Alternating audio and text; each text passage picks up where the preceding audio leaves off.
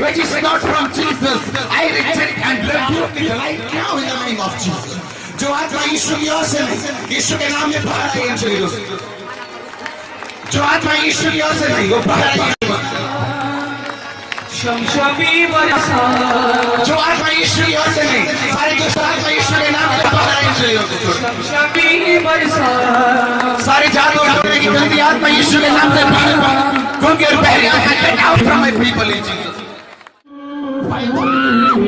Fire by here you are.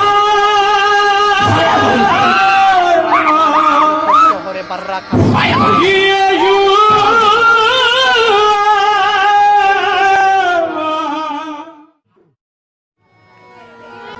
आपको जो शांत होकर भेजना, जो बीमार है वो महिमा करना शुरू कर। अपनी बीमारी वाली जगह पे हाथ रखना शुरू कर। ये हाथ उनके नहीं, खुदावन तेरे बन जाएगा। जो तेरी हजूर में सिर तो झुका कर आंखों को बंद करके खड़ा प्रभु जी, जो खुदावन खुदा तेरी महिमा में खड़ा खुदावन, उसको छू मेरे सामर्थ्य परमेश्वर। प्रभु यीशु के नाम से उनकी बीमारियां जाती रहें।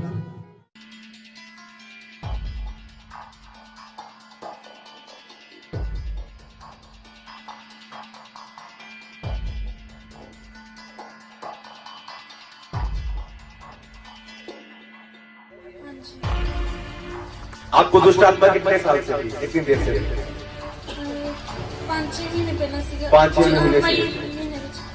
अभी आप दुष्ट आत्मा से आजाद हो, लेकिन जो मेन कारण का चर्च में आने का था वो ये था कि दुष्ट आत्मा ने इसको सुसाइड करने के लिए बोला। ये घर से निकल गई बिना बताए सुसाइड करने के लिए। कहाँ गई थी, किस नहर में?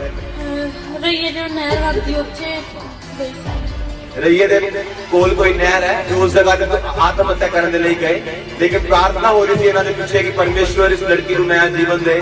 और जो नहर से गई तो की गया छाल मारन वास्ते अपना बैग उतारे ते विच पानी जिहड़ा हमेशा हुंदा है नहीं नीगा पानी उस टाइम। उस नहर में सदा पानी रहता। जब ये छलांग लगाने के लिए गई तो पानी नहीं था।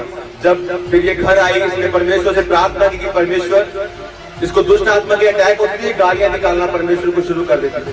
लेकिन तब जब इसने प्रार्थना की परमेश्वर मुझे आजाद कर, तब क्या हुआ बताओ? मैं पहला गालियां कढ़िया प्रभु मसीह नूं, फिर मेरा मन बदल गया, मैं रोना शुरू कर दिया ते मेरा एकदम शरीर हल्का हो गया। मैंने इवें लगा जिद्दां मेरे अंदरों कोई चीज निकल गई होवे, मैं एकदम धक्का जिहा लगा ते मैं उस दिन तो बिल्कुल ठीक आ गई।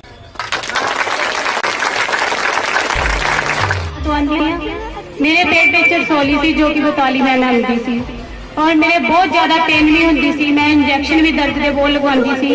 मैं मेडिसिन बहुत खाधी पर मैनूं दर्द तो फर्क नहीं सी पैंदा। मैं डॉक्टर को कहती थी कि मैं ऑपरेशन नहीं कराना, कहते सी तेरा ऑपरेशन नाल ही ये रसोली जाएगी। तो मैं बहुत ज्यादा रोंदी सी। मैं पास्टर ने दस्या कि पास्टर जी मेरे 42 एमएम दी रसोली आ तो मैं ऑपरेशन नहीं करवाना चाहती। पास्टर जी कहते कि तुसी ठीक हो जाओगे, तुसी फास्ट रखो। मैं फास्ट भी रखे ते मैं एक दिन इतने राजना के टाइम से मेरे बहुत ज्यादा दर्द हुई, बहुत ज्यादा मैं तड़पती पई सी दर्द तो उस टाइम परमेश्वर ने मैंने शिफा दी।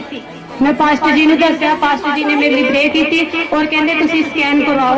मैं जो स्कैन करवाई, स्कैन दे विच बिल्कुल रसोली नहीं आई। मैं बिल्कुल ठीक आ, जो रसोली तो मैं बिल्कुल आजाद हूं। परमेश्वर का धन्यवाद करती हूं।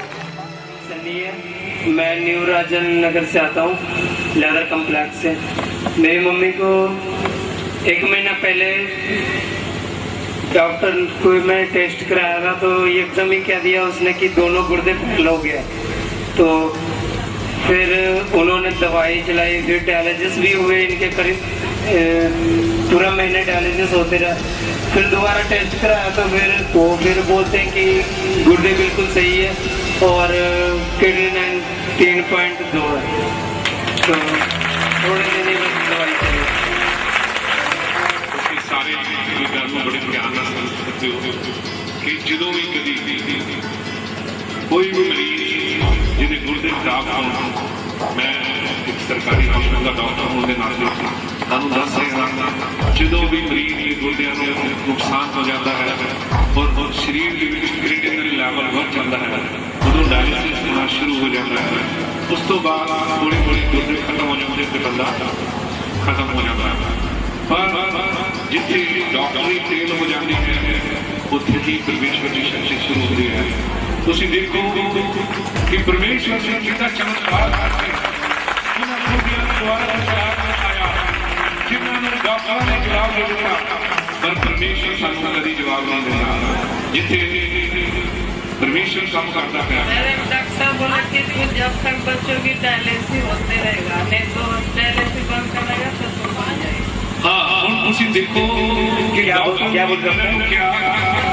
बोलते हैं आप तेरा गुर्दा दोनों नबी में पिछले मार के खुश हुए, पर मांगे गुर्दा मेरे नबी को मेरे को दे दिया। मेरे बहुत डायलिसिस बंद करो तेरा। डॉक्टर पहले बोलते थे कि इनका डायलिसिस होगा ना, लगातार डायलिसिस होगा। अगर डॉक्टर ने बोला था यदि आपका डायलिसिस बंद हो जाएगा, डायलिसिस होते रहेगा। तो मैं बहुत रोया प्रभु को, मैं बोला प्रभु मेरी जिंदगी ले ले, लेकिन मेरी डायलिसिस अपने मेरे सैया को मार दिए। मैं बोला प्रभु आप बचा। 8 साल हो गए थे इनकी शादी को, कोई बच्चा नहीं था। डॉक्टर क्या बोलते थे आपको? डॉक्टर 80,000 रुपया मांगता था कि कीटाणुपति की बहुत कमी है, बच्चा नहीं हो सकता है। लेकिन आपने यहाँ पर कब से आ रहे हैं? मैं 8 महीने से आती हूँ। ये 8 महीने से यहाँ पर आ रहे हैं और अब ये प्रेग्नेंट है। परमेश्वर ने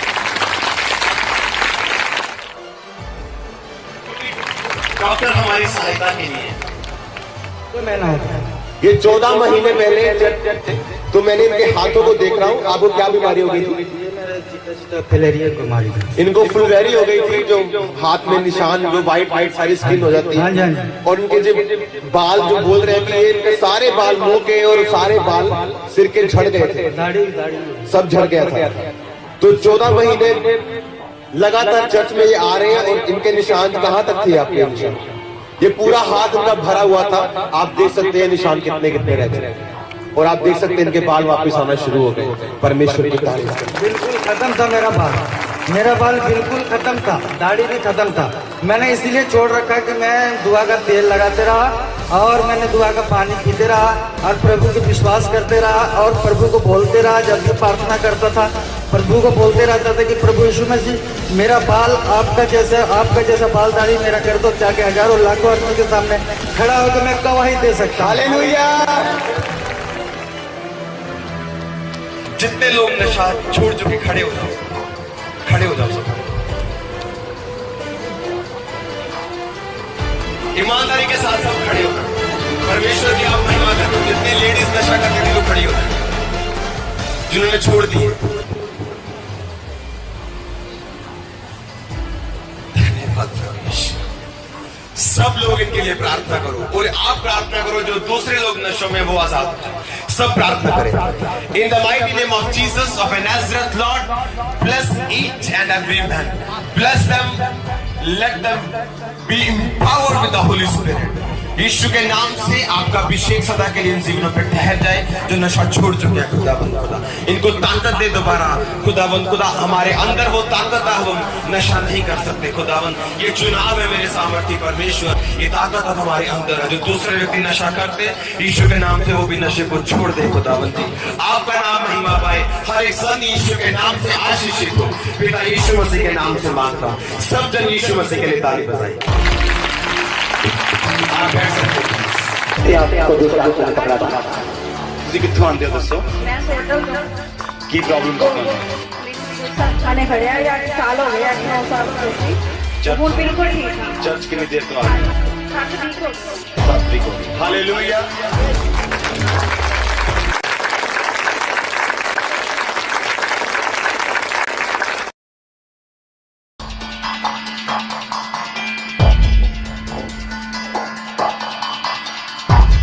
पवित्रताई के बगैर परमेश्वर को देख नहीं पाएगा। हम परमेश्वर को देखना चाहते हैं, उसके कामों को अपने जीवन में होते हुए देखना चाहते हैं, अपने परिवार में उसके कामों को होते हुए देखना चाहते हैं, अपने बिजनेस में उसके कामों को होते हुए देखना चाहते हैं। तो लिखा कोई भी पवित्रताई के बगैर मुझको देख नहीं पाएगा। इसलिए आज मैं बोलता हूँ, नफरत करो उस चीज से जिससे परमेश्वर नफरत करता है, प्रेम करो उस चीज से जिससे परमेश्वर प्रेम करता है। हर चीज को मापो जिस माप से परमेश्वर आपके लिए मापता है। हालेलुया।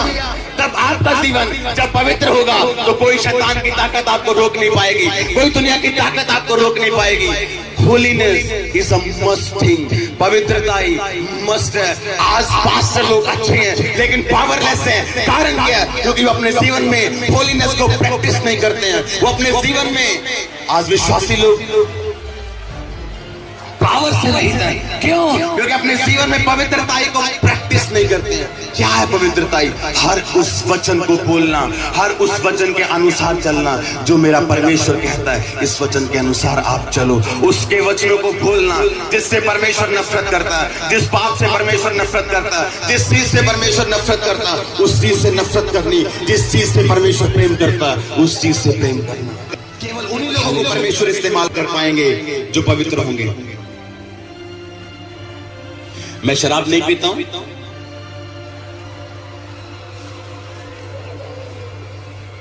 मैं नशा नहीं करता हूं, मैं व्यभिचार नहीं करता हूं। ये जरूरी है, ठीक है, आप नहीं करते, लेकिन उससे ऊपर एक लेवल है, उससे ऊपर एक महिमा है जो जिसके बारे में मैं आज आपके साथ बात कर रहा हूं। हर एक विषय में, हर एक बात में परमेश्वर के वचन को ढूंढो। अपने जीवन के हर काम करने से पहले परमेश्वर के वचन को देखो। अपने बिजनेस में यदि आप झूठ बोलते हो आपकी पवित्रताई खराब होती है। आप किसी के खिलाफ बोलते हो आपकी पवित्रताई खराब होती है। आप अपनी आंखों को पवित्र रखो, अपने दिल को पवित्र रखो, अपने दिमाग को पवित्र रखो। हर उस बात को वैसे करो जैसे परमेश्वर का वचन बोलता है कि ऐसे कर। आप वो हो जो परमेश्वर का वचन बोलता है कि आप वो कर सकते हो जो परमेश्वर का वचन बोलता है कि आप कर सकते हो। आपके पास वो है जो परमेश्वर का वचन बोलता है आपके पास है। हालेलुया। क्या समझ आई आपको? आप वो हो जो परमेश्वर का वचन बोलता है आप हो। कौन हो आप?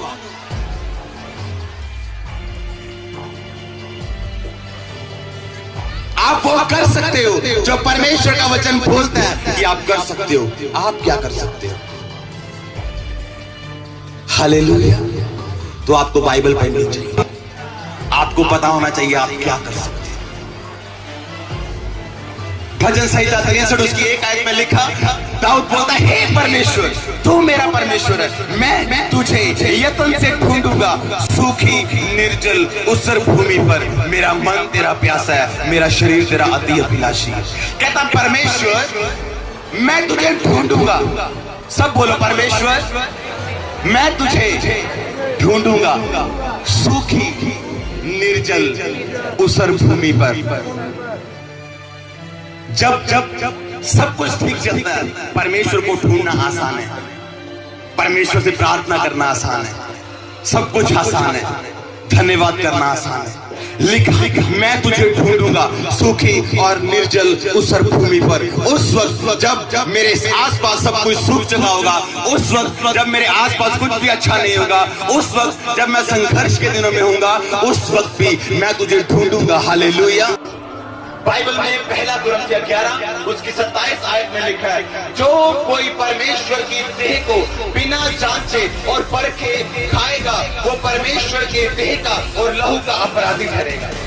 यीशु मसीह ने एक बार अपने चेलों को बोला कि जो मेरे शरीर को खाएगा, मेरे लहू को पिएगा, उसी में जीवन होगा। तो चेले बोलते हैं, हम ऐसे कैसे सुन सकते हैं? एक व्यक्ति का, एक बंदे का मांस और लहू कैसे खा पी सकते हैं? ये तो परमेश्वर की व्यवस्था से विरुद्ध है। और बाइबल में लिखा बहुत सारे चेले उल्टे फिर गए, बहुत सारे चेले यीशु मसीह को छोड़ गए, 12 रह गए। यीशु मसीह ने बोला तुम नहीं जाओगे। उन्होंने बोला नहीं परमेश्वर, जीवन की बातें तेरे पास है, हम तुझको छोड़ के कहां जाएंगे। यीशु मसीह ने बोला कि जो कोई, वहां पौलुस परमेश्वर के वचनों में क्या बोल रहा है, जो कोई परमेश्वर की देह को बिना जांचे और परखे लेगा वो अपने ऊपर दंड लाएगा।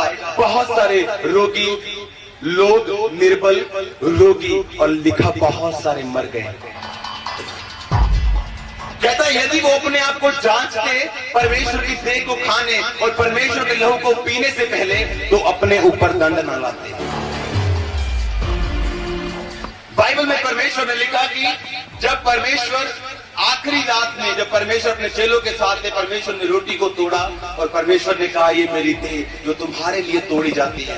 और परमेश्वर ने एक दाखरस प्याला लिया और परमेश्वर ने कहा ये मेरा लहू जो तुम्हारे लिए बहाया जाता है, जब तक मैं ना आऊं मेरी मौत को इसी तरह से प्रचार करते रहना। तो बाइबल में लिखा उस देह को जो चेलों ने लिया, उस देह को परमेश्वर ने इसलिए तोड़ा कि चेले कि परमेश्वर के लोगों के अंदर, इंसान के अंदर परमेश्वर की देह क्या हो जाए, चली जाए। और बाइबल में लिखा जब परमेश्वर मुर्दों में से जी उठा, वो रोटी जो तोड़ दी गई थी वो परमेश्वर ने एक कर दी और हम भी परमेश्वर के साथ जी उठे। हालेलुया।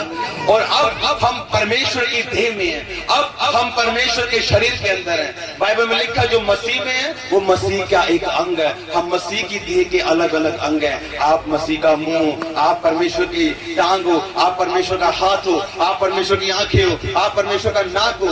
यदि मैं ये बोलता हूं तुम अच्छे नहीं हो, तो मैं ये बोल रहा हूं कि परमेश्वर का नाक अच्छा नहीं है। हालेलुया। लिखा बहुत सारे लोग आज निर्बल हैं, बहुत सारे लोग आज रोगी हैं और बहुत सारे लोग मर गए। यदि वो जांचते, यदि वो अपने आप को जांचते और परखते तो अपने ऊपर कभी भी दंड न लाते। आज परमेश्वर हमें सेवकाई में लेके आता, आज परमेश्वर हमें बिजनेस में लेके जाता, आज परमेश्वर हमें परिवार में लेके जाता। तो हम सेवकाई में चलते चलते किस तरह प्रोफेशनल हो जाते हैं और एक दूसरे के खिलाफ बातें करना शुरू कर देते हैं, एक दूसरे पास्टर के खिलाफ बातें करना शुरू कर देते हैं। जो एक